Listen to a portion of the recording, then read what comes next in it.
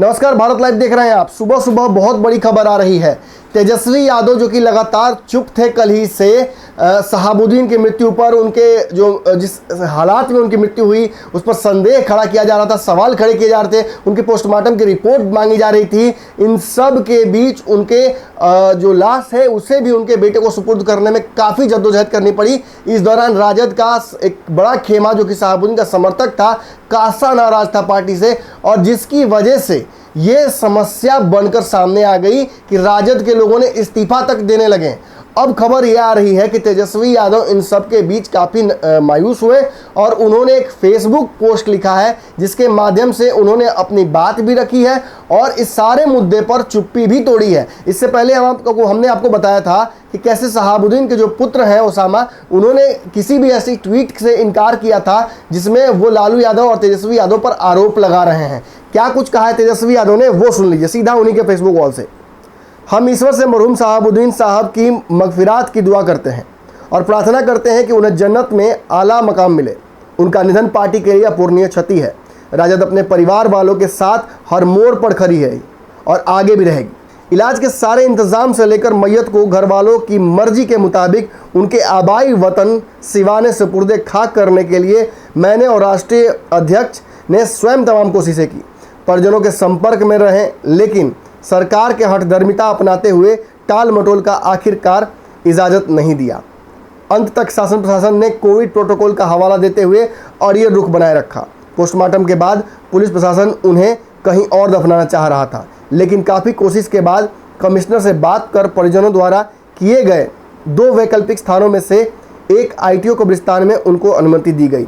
ईश्वर मरहूम को जन्नत में आला मकाम दें और मगफिरात फरमाएं। तेजस्वी यादव, माननीय नेता प्रतिपक्ष। देख सकते हैं आप, सीधे तौर पर दबाव बहुत ज़्यादा था। राजद परिवार के एक बहुत महत्वपूर्ण स्तंभ है शहाबुद्दीन। ऐसी स्थिति में उनका इस तरह से चले जाना, उनके परिवार के साथ खड़ा नहीं होना लालू परिवार का, ये सब कुछ क्वेश्चनेबल हो गया था। और राजद के एक बड़े वर्ग, समर्थक वर्ग ने कल विद्रोह सरेआम कर दिया था और कोई लाइव आकर, कोई सोशल मीडिया पे पोस्ट करके, कोई इस्तीफा देकर लगातार तेजस्वी यादव को घेर रहा था। इन सब बातों पर से कहीं ना कहीं पर्दा उन्होंने हटाया है। उन्होंने ये भी बताया कि हाँ, हमने प्रयास किया, हमने बात करने की कोशिश की, लेकिन हमारी बात किसी ने नहीं मानी।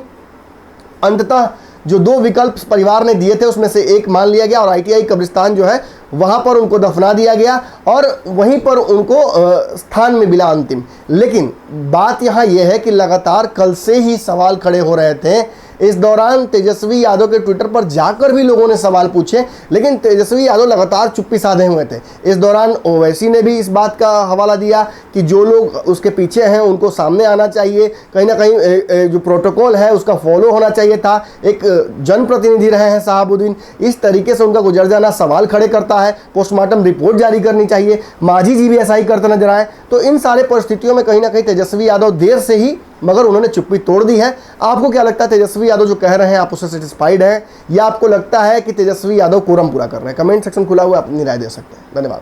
अगर ये वीडियो पसंद आई और वह बिहार के राजनीति और बिहारियत से सरोकार रखेनी तो सब्सक्राइब बटन दबा के चैनल के सब्सक्राइब कर ली। ओजे एगो घंटी बा, ओकरा बटन दबा देला से कुल सटीक और मारक खबर रुआ मुफ्त में मिल जाई। अगर रुआ पत्रकारिता के हमनी के नया प्रयोग में सहयोग कर चाहतानी तो ज्वाइन बटन दबा दी। पेटीएम नंबर नोट कर ली 9386816700। धन्यवाद।